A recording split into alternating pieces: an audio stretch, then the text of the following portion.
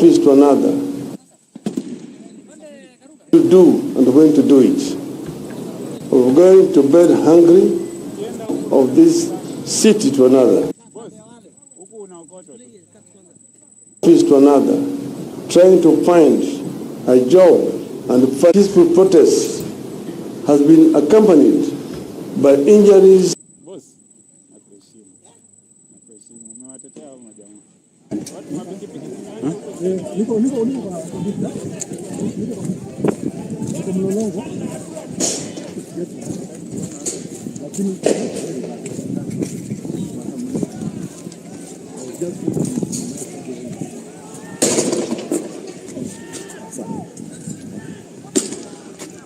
Siende hata. Kuja donde, kuja. Guys, for life Kenyan News Alert. Thank you so much.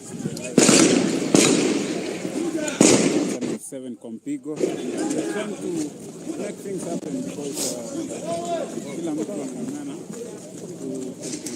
kufanya nini. So this is Mombasa Road. Watu wamesimamishwa. These are people who are going to Mombasa.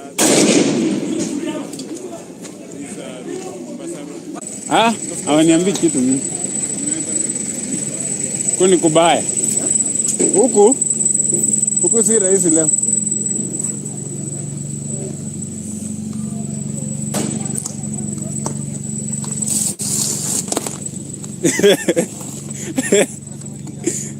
Anatuambia tuko biased. What? Kai. Kwani ni nini imemwagika hapa? Oh, ndio nakanyaga nasikia ni kama nitaenda chini.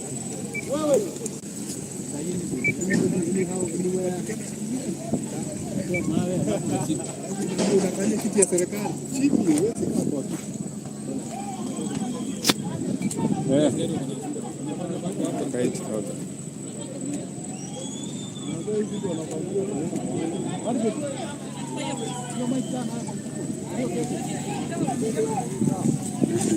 Atakupatia bunduki yake baadaye.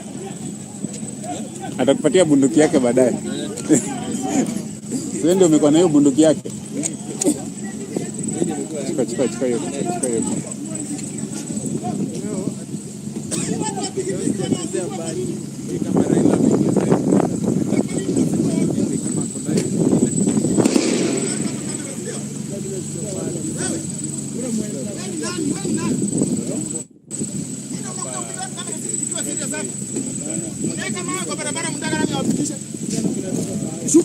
Shuka. Hata mimi natoka kwa hawa. Shuka, haraka shuka. Mimi nasema shuka wewe, sasa tunaongea na wewe. Shuka wewe. Shuka. Hiyo lori haraka. Asiongee na wewe. Haraka, ingia hapo. Ingia kwa hiyo lori ndugu yangu. Achana hivi vitu hapa mimi sikujua. Twende venye mko hivyo. Twendeni. Unajiuliza. Hata huyo lete wewe.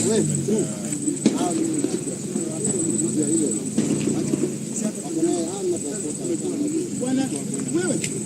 Unapea sisi pesa kwa nini? Nimewaambia wakaa hapo ndio wakae kama abiria wengine.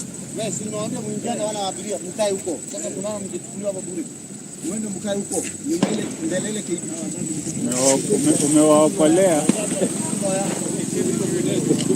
Umewaokolea juu wengine wamechukuliwa pale.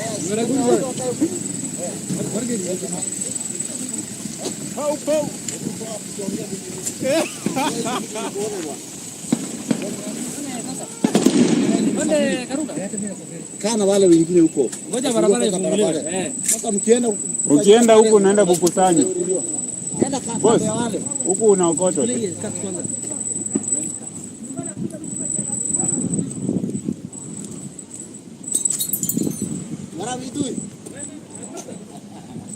Boss, nakuheshimu. Umewatetea hao majamaa. Watu mapikipiki zimeachwa huko chini mingi. Watu wameokota, watu wa pikipiki wamechukuliwa wote.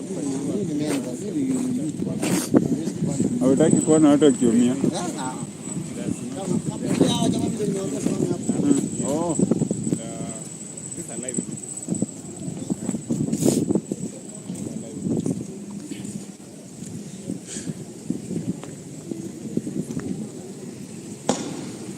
Guys, tuko live Kenya News Alert.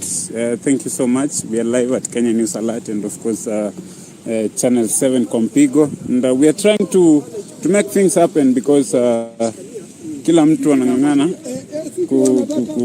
kufanya nini. So this is Mombasa Road, watu wamesimamishwa. These are people who are going to Mombasa, others going to different parts of this route of Mombasa Road.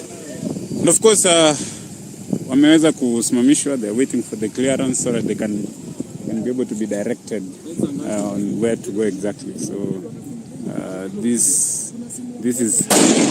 is what is happening exactly.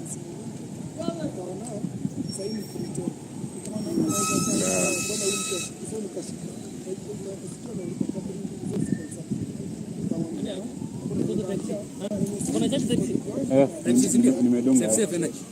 Si kwa bonge kwa sawa. Mimi si wangu unajua can operate for a day. Sasa hivi 50% since leo saa 10. Na nimefanya kila kitu. Wako ngapi 63? Sasa bye. Hapa tuko sawa.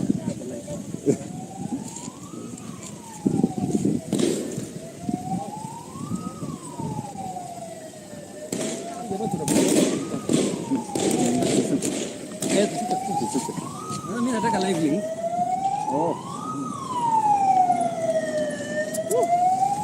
Leo nayo hii route.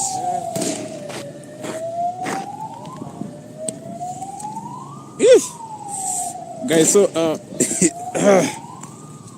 what?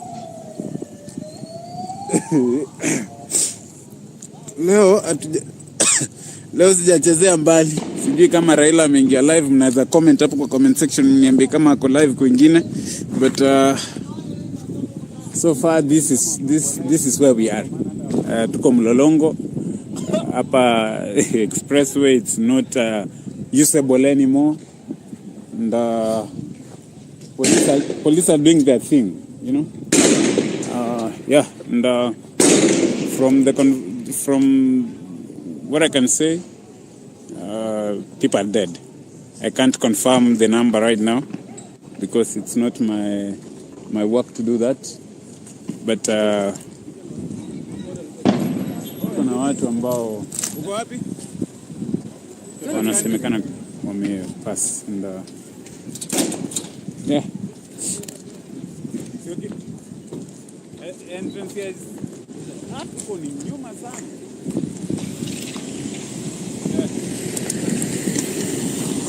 So KK security ndio wanajaribu kusaidiana na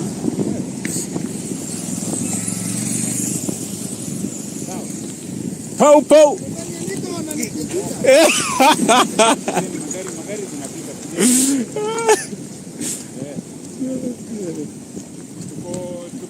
Tuko Mlolongo bwana. Polisi mwingine ameniambia huko bwana. Upani umenishika live Mlolongo ninaonekana mahali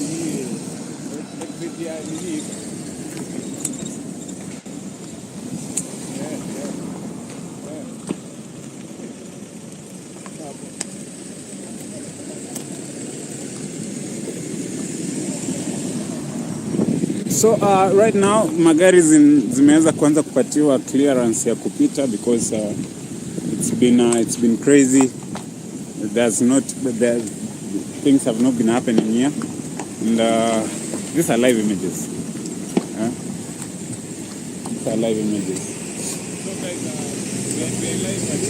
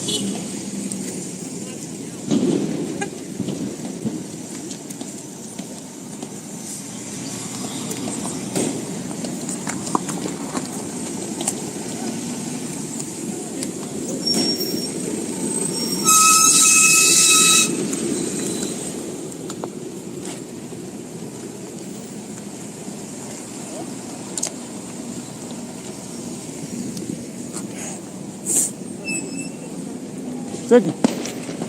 Tushuke.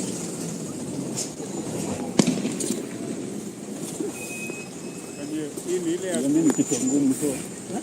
Mimi kitu ngumu mtu aniambiangi kitu.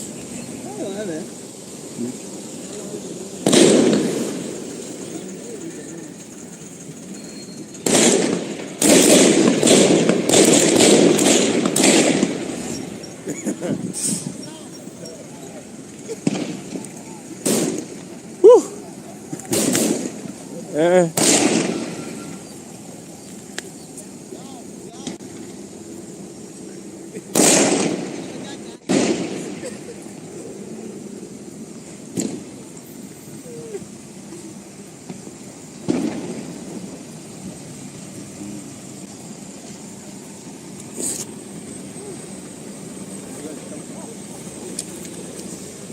Citizen ni kama wameombwa live link, so ndio kwa maana hata hawasongi.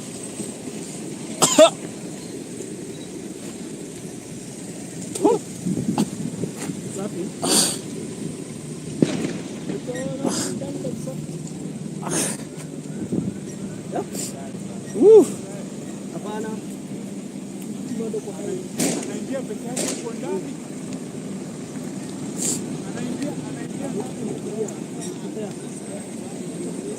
Joji kwa wapi? Joji kwa wapi?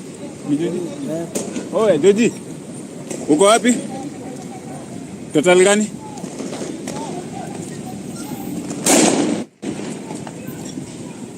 Sio ki entrance is huko ni nyuma sana.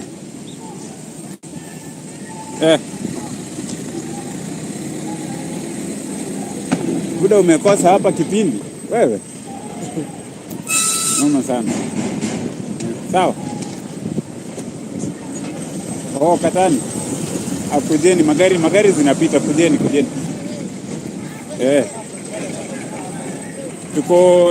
Sisi tuko mlolongo kwenyewe. Mlolongo kwenyewe huku mahali nini exit ya nini iko.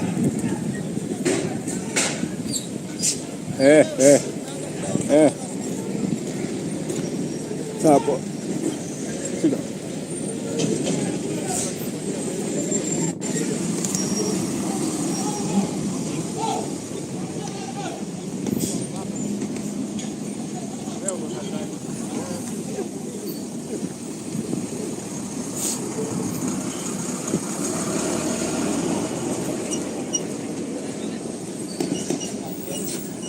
So guys, we are live at Mlolongo.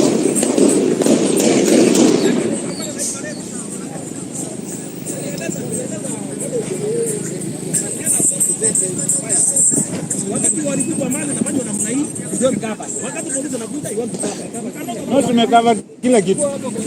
Tumekuwa hapa tangu asubuhi.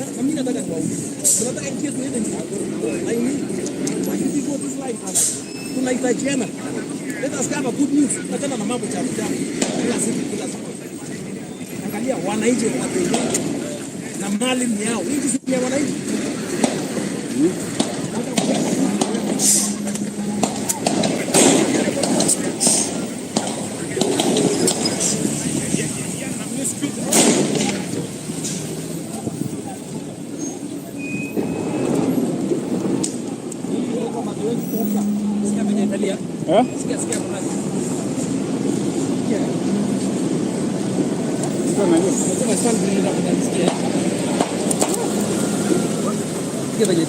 Sikia penye Italia.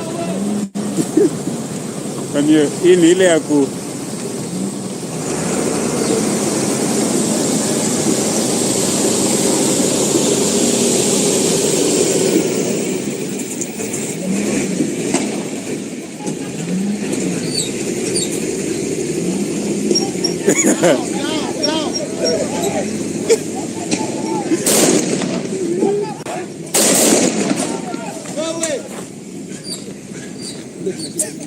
Yao. Watu mwenye wajanja.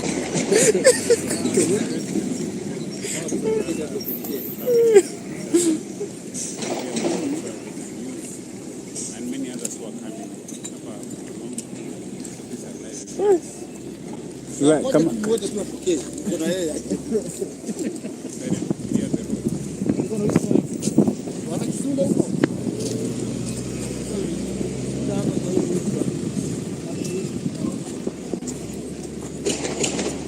Huyu bwana wewe ni hatari sana. Ile mzae ni mdosi ni bamba. Anaingia peke yake kwa ndani. Anaingia ndani peke yake.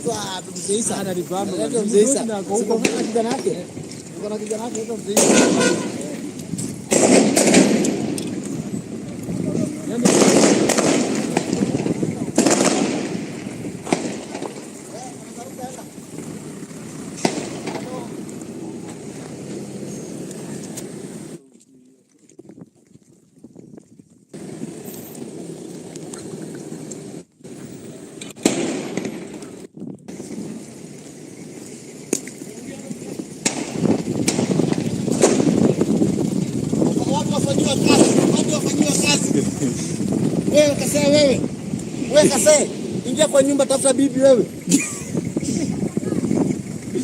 Nani anaongea hivyo? Jeikani.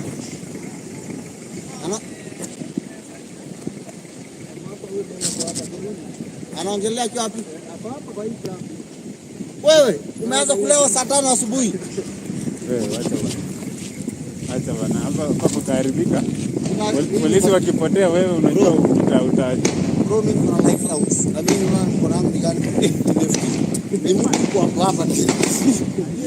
Wewe hatangi. Wewe usikia anapika hivi. Unapika hivi ta.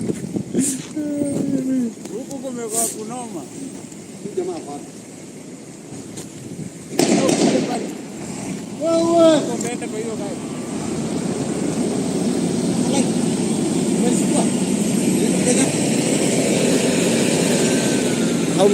Watu wangapi?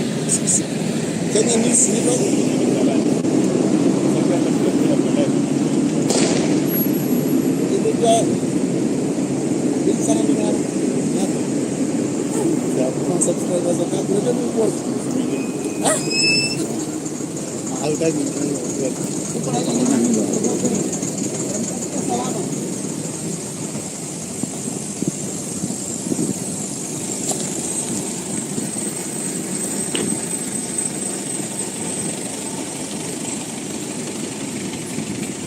Ay, na miss beat oya.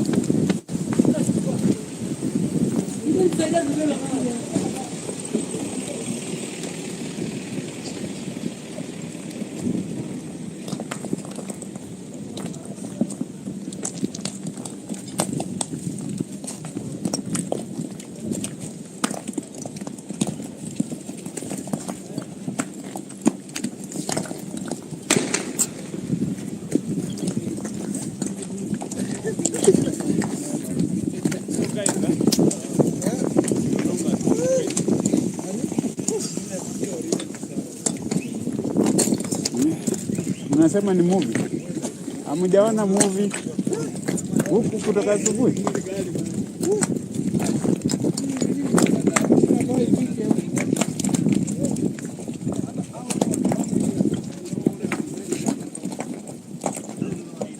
So these are residents, or rather people who are traveling. They've decided to clear the road so that they can use, and many others who are coming hapa Mlolongo. So these are live images from Mlolongo, and they've decided to clear the road so that it can be used by wananchi.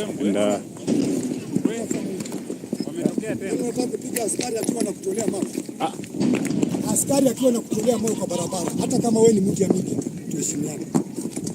Mimi sina ubaya. Ndio hiyo sasa, utapiga askari yangu akiwa anatoa mawe, akiwa anakusaidia kupita hapa. Hiyo nimekataa. Sawa. Pole. Usiniletee hiyo hapo hapa. Unaweza kusema hapa kwa hii. Yaani askari yangu ndiye amekuwa mtu anakutolea na wewe ndio kweli. Yaani huko kabisa askari akiwa anatolea mawe wewe. Hata wewe uone kama ni aibu. Sina ubaya. Sina ubaya mimi.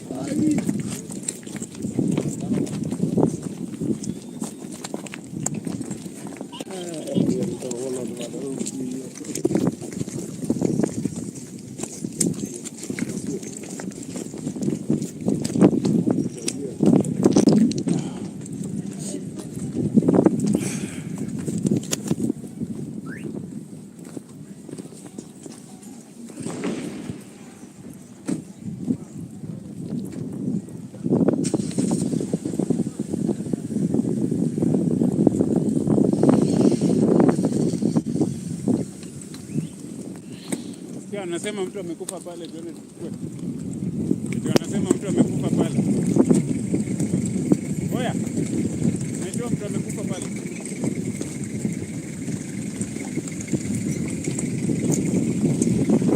Rudi juu. Big man. Aye. Ndio unafika hii mtaa? Huku kumekuwa kunoma. Enda upitie pale. Hapo mbele kwa hiyo gari. Ongeleshana vibaya sana.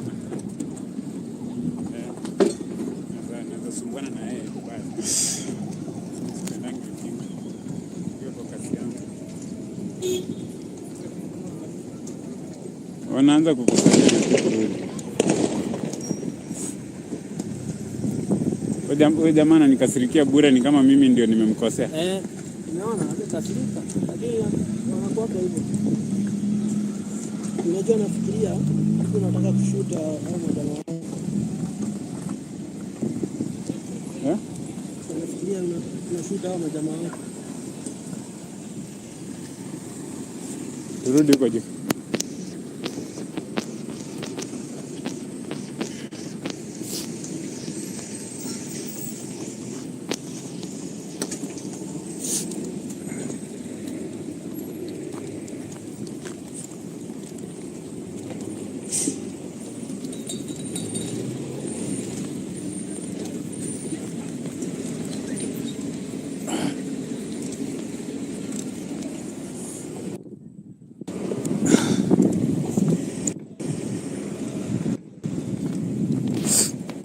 So guys, Mlolongo has been crazy.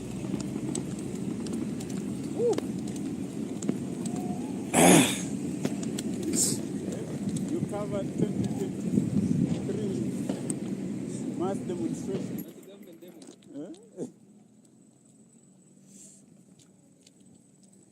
Yes, thank you so much for those who've joined, those who are watching live from wherever you're watching from. This is Kenya News Alert, and of course, tuko live kutoka Mlolongo, Kenya News Alert and Channel 7 News. Tuko live from Mlolongo, and whatever you're seeing, these are live images.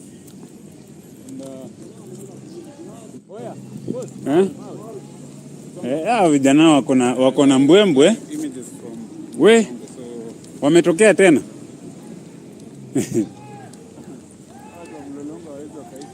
Wanawaitia mtu amekufa huko.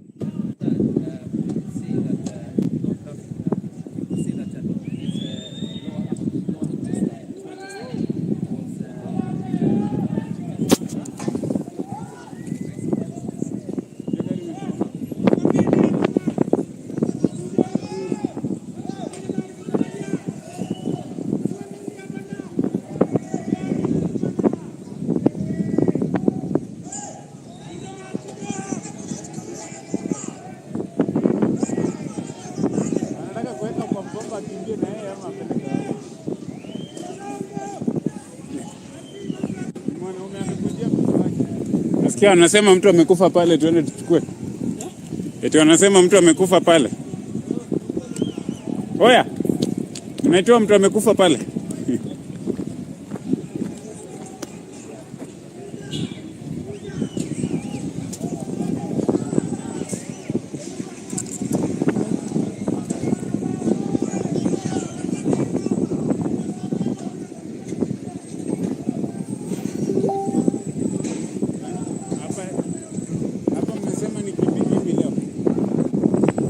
Kutana na ile polisi juu tunaweza ongeleshana vibaya sana. Naweza sumbuana na yeye vibaya sana. Na mimi sipendangi ujinga. Nikiwa kwa kasi yangu.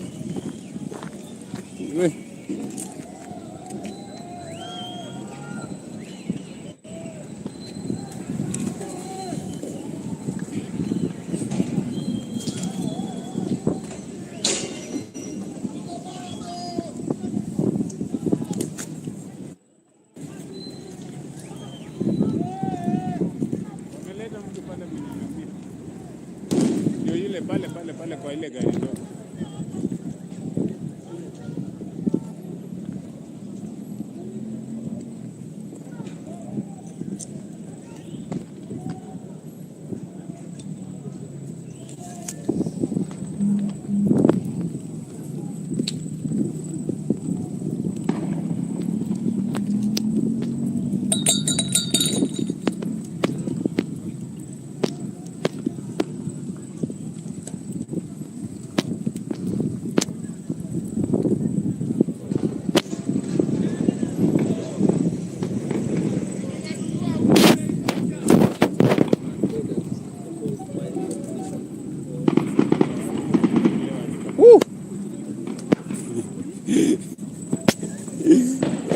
You covered 2023 mass demonstration.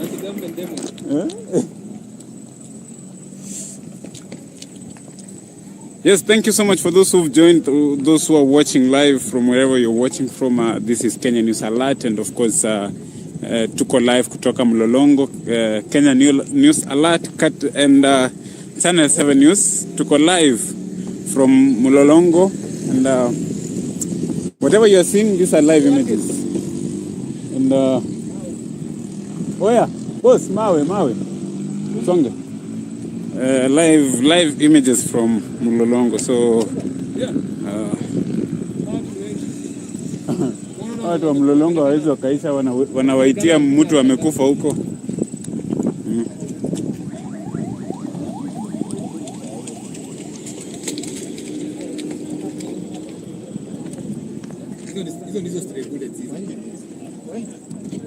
Yes, si umesikia wakiwaita hapo.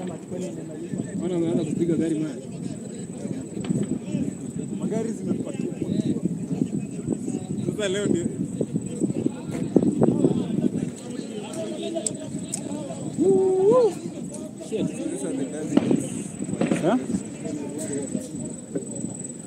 hiyo gari imepigwa mawe? Hiyo kiasi ya passenger. Hiyo huko chini. Ndani wewe.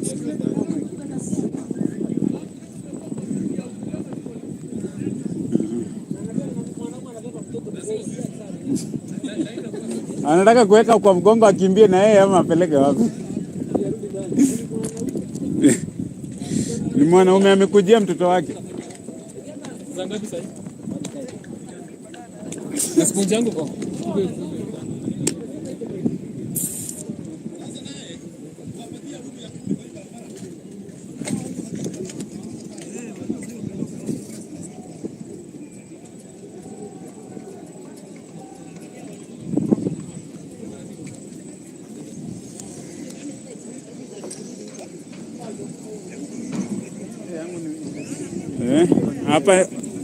Hapa mmesema ni kimbi leo.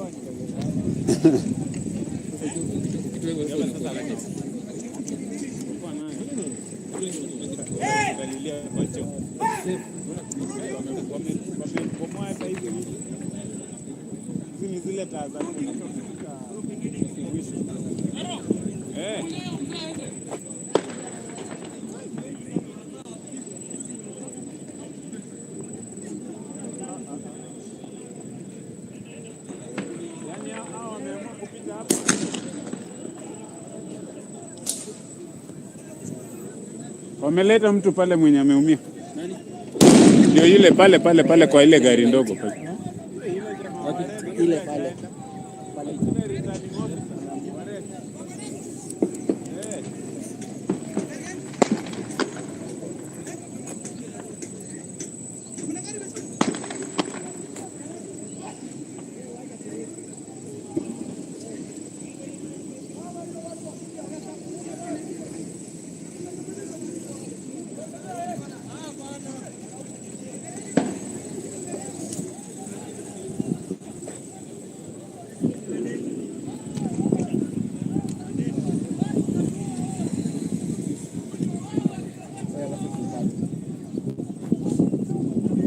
Sasa yule jamaa atatolewa aje pale? Watawafukuza wamtoe. Ndio sababu yes. Sasa unapata watu unaona kama wale ndio wapatikana na serebu. Karo. Sasa niko sawa.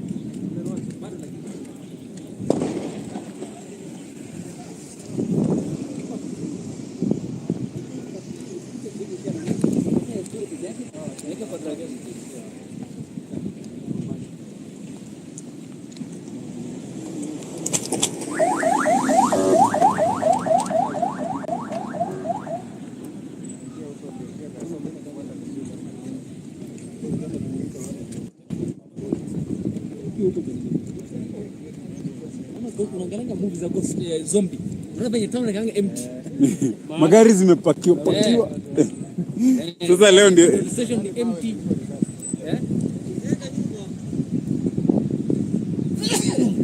So these are the damages for expressway. And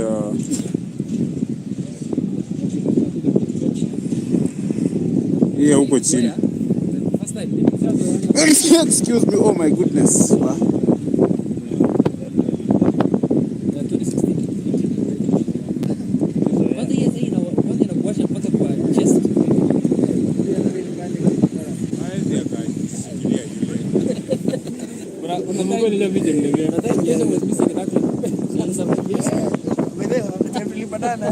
Excuse me.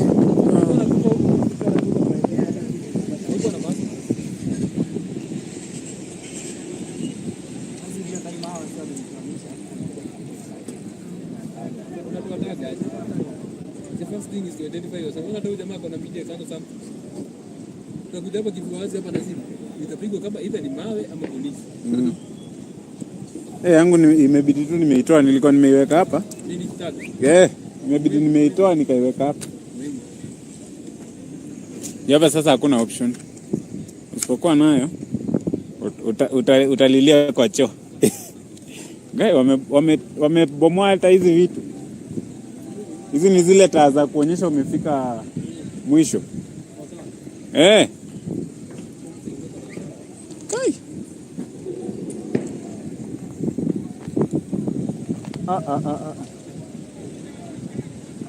Yaani hao wameamua kupita hapa.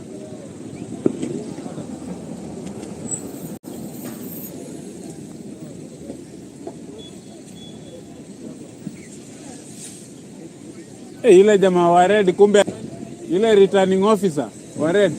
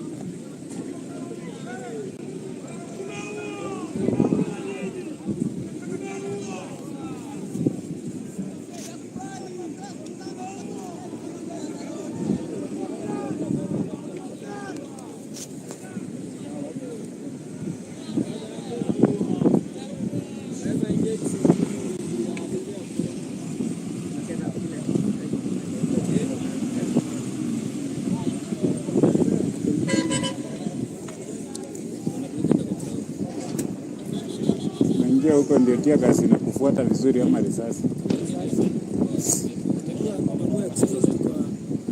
Kwa danger.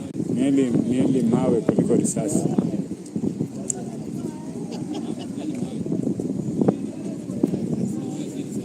Afadhali mawe kuliko risasi.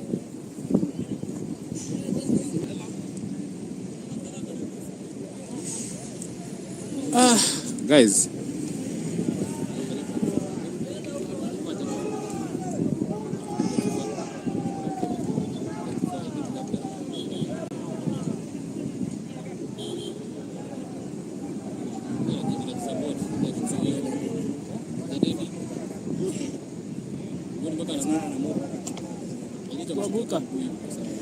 Hawezi akajishikilia yule.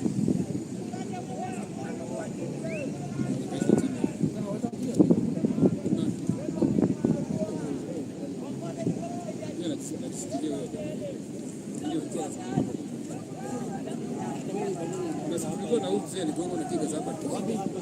Sikota hao. Wewe inaenda nifanya hivi hao ile siku ya kwanza walikuwa na citizen wanakuja kwenye duka. Yule kwa duka polisi wana. Yule ilisimamishwa na tume ya jeshi. Ilisimamisha hapo. Ikalipukia kwa mguu wangu. Sio nikatanisha.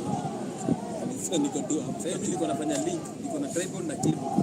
So mimi nimeshika mic anakimbia na kuna cable na iko hapo kwa kamera na mimi niko na tripod na kamera. Nilikuwa na naye Brenda hapa naye. Faisal, kuna Brenda ni kwa.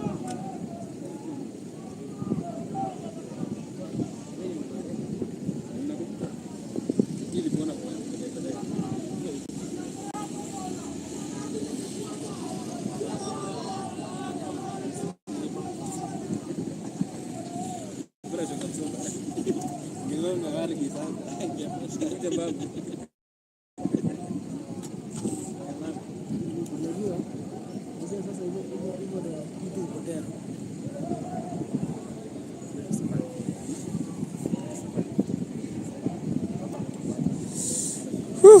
guys, hatujakula, hatujafanya nini, so msishangae kwa nini tume so it's crazy.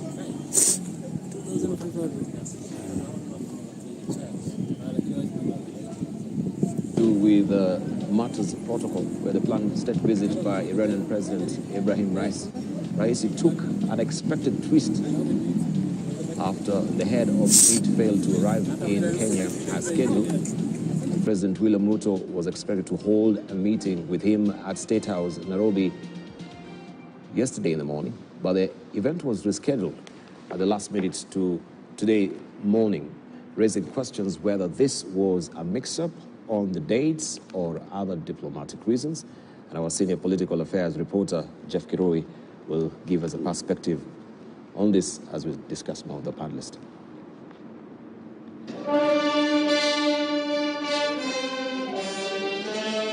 On Monday evening, the Executive Office of the President, through the Press Secretary at State House, released a media invite scheduled for Tuesday for a press conference by President William Ruto and visiting Iranian President Dr. Ebrahim Raisi. By 8:30 Tuesday morning, almost all the journalists whose names had been transmitted for clearance had converged at Gate D, only to be turned back an hour later. According to the State House spokesperson Hussein Mohammed, who was accompanied by the Press Secretary Emmanuel Talam, the meeting was rescheduled for a later date. The unexpected turn of events raising more questions than answers. According to a dispatch released hours later by the Ministry of Foreign and Diaspora Affairs, Iranian President Ebrahim Raisi will arrive in the country on Wednesday morning for a state visit and will be hosted by President William Ruto for bilateral talks at State House, Nairobi. According to the ministry, the visit was postponed to allow the two countries to finalize key memoranda of understanding. This being a state visit, ordinarily plans are made at least a month in advance. The unexpected twist of events surrounding the visit putting the Ministry of Foreign Affairs on the spotlight. The docket under Dr. Alfred Mutua is mandated to coordinate state and official visits and manage bilateral and multilateral relations. The confusion surrounding the state visit by the Iranian president, raising questions on whether this was a mix-up on the dates or other diplomatic reasons. And did the cabinet secretary follow up on the scheduled visit and advise the president's office that President Raisi will not be landing, or the meeting was initially scheduled for Wednesday but failed to inform the president's office? Iran has been accused of involvement in the Russia-Ukraine war, particularly in the supply of war equipment to Russia, which has made it a target of the Western sanctions. Iranian president's state visit to Kenya to bolster the cooperation between the two countries, seemingly putting Kenya at the center of the West versus East geopolitics, given its strategic influence in Africa. The rescheduled visit raising questions as to whether some external forces might have been responsible for the uncertain turn of events around the planned state visit by the Iranian president. Jeff Kirui, KTN News. And this is where we're actually slicing and dicing that particular issue as well with our panelists, holding court with Professor Peter Kagwanja, who's the CEO of Africa Policy Institute. We have Dr. Hassan Kanenje, who is the director of the Horn International Institute of Strategic Studies. Also, we have with us Ahmed Hashi, who is a governance and policy analyst and executive director of Amnesty International. This is Irungu Houghton. So, Irungu, you want to also to comment on that particular cartoon before we continue? So obviously, the power of religion is it seeps from that cartoon. I think Gado has really captured the difference between the two leaders. But also, I guess, in some ways, they're also heads of states. In many ways, there has been a big debate in this country whether we are still a secular state. Of course, constitutionally we are, but I think the power of faith diplomacy, the language is always being questioned in terms of whether we're making policy decisions based on our religious inclinations or whether it stems from constitutional national values. I think the other thing that you mentioned today is a great article in one of the papers, People. You know, the Pope Francis has just appointed several cardinals. The Catholics who are watching us was of interest. 137 cardinals, 30% of the 18 are African. And Pope Francis is also acting what's really interesting this time is whether African Catholicism will actually have a determining voice. Hiyo chuma imepigwa mpaka ikapigika. One of the criteria for a couple of governments to 80. Cardinal Joy is just 1 year short, so I think just shout out to Cardinal Joy. Na wanakuja Potentially could have been if an election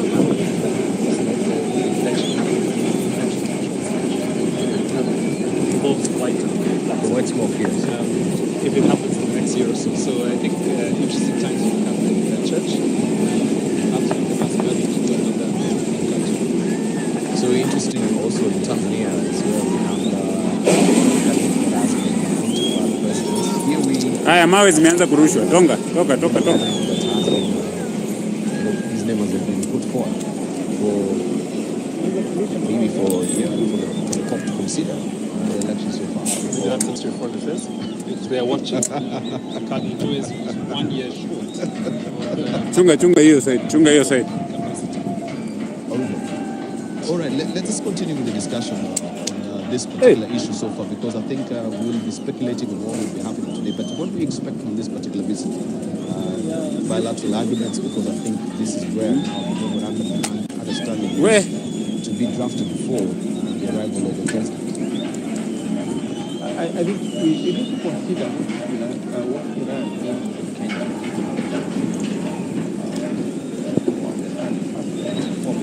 I think from a security there should be some clarification as to whether or not what position Iran takes on terrorism thing. Just as a party, China has been saying we are not for terrorism, America terrorism, India, Russia and so on. But that will not be the core issue. The core issue is trade. Advance ukiangalia. Mmoja ananiambia wao walikwamia huko chini. Wako huko.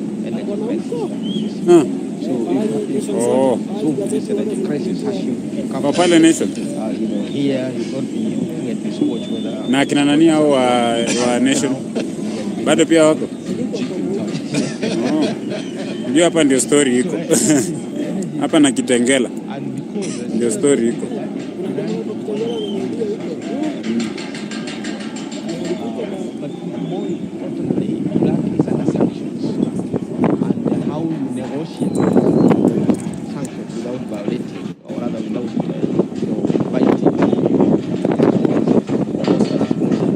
Jamaa siwezi nikawapatia picha poa. That's the best I can do for now because it's crazy. Describe this kind of visit as walking the high wire, because it's really walking the high wire, and how we get through that is very, very important. Yeah, because we need Iran. Iran consumes our tea. It's a major market in our tea. source of humanitarian assistance. It is also a place where people go to for studies. They have scholarships that who and to you if you have an Iranian stamp of entry and you are going to the United States, the computer goes up and you have to explain why and how you ended up there. So again, the point here is that is Kenya as a country asserting its own sovereignty at this time when we are moving from a unipolar to a multipolar world order. And it has been said that Kenya is the only in Africa, among others, that slated for Singapore of Africa. It can't become a Singapore of Africa if we are not talking about our own sovereignty globally. And therefore, the way we negotiate, for example, the Iran, Saudi Arabia, Turkey, Israel, the middle powers, as they are called, is going to be very, very important. Also, China. I think it's one of the Kenyan political economists who said that it is foolhardy for a country to think that you can be in bad terms with your greatest creditor. That's why America, the minister of the foreign, state secretary, had to visit Beijing because America owes China money. Kenya the same. We don't have as much debt as we have with Russia as we have in the East. But it is important for us to begin to have a foreign policy that is guided by our interests as opposed to our fears. It's our interests, not our fears. And our interests are very clear. If we stabilize our energy, if we stabilize the markets for our tea, if we stabilize the markets for our coffee and avocado, we are going to cope. Old relationships about which is good side and which is bad side, for me, don't matter. What matters is what Kenyans need. And what Kenyans need now is economic stability and a good foundation to take off. If that foundation comes from the East or the West, for me, it doesn't matter. It's where it is going to come from. We need to make good of our youth. We need to improve on that. And how do we do without forging relationship with countries like Iran, which have oil, which have gas, which have deep markets, and which are tied culturally to some of our population? There's such a thing in diplomacy, from the classic diplomacy. It's called noblesse de robe. Gardo's description is very apt. Noblesse de robe, they don't teach any Latin in schools today. In my day, they did. Noblesse de robe is a concept about the people who wear robes of authority and how the responsibility they have to their country, to their population, to their region, to the continent, on what direction the state is. So the president, to be quite blunt, has put his stake first. He has firmly put Kenya in that relationship with the United States, Europe, and in the Middle East, his relationship is with Israel.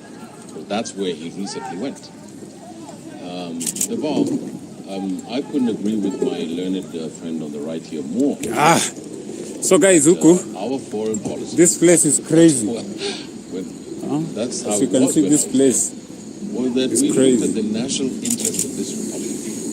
First and foremost, one of the great proponents of that policy is sitting here on my left.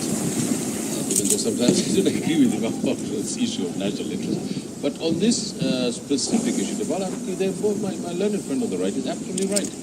I think what the president has done is that he's put his economic and diplomatic and stake with the West, and I think that's a very, very wrong thing to do. Because, when that fails, or if something goes wrong with that relationship, it's going to be a long day's road to come back and look for relationships with middle-income countries, with those who are creating a multipolar, fighting for a multipolar system in the world, and in our region.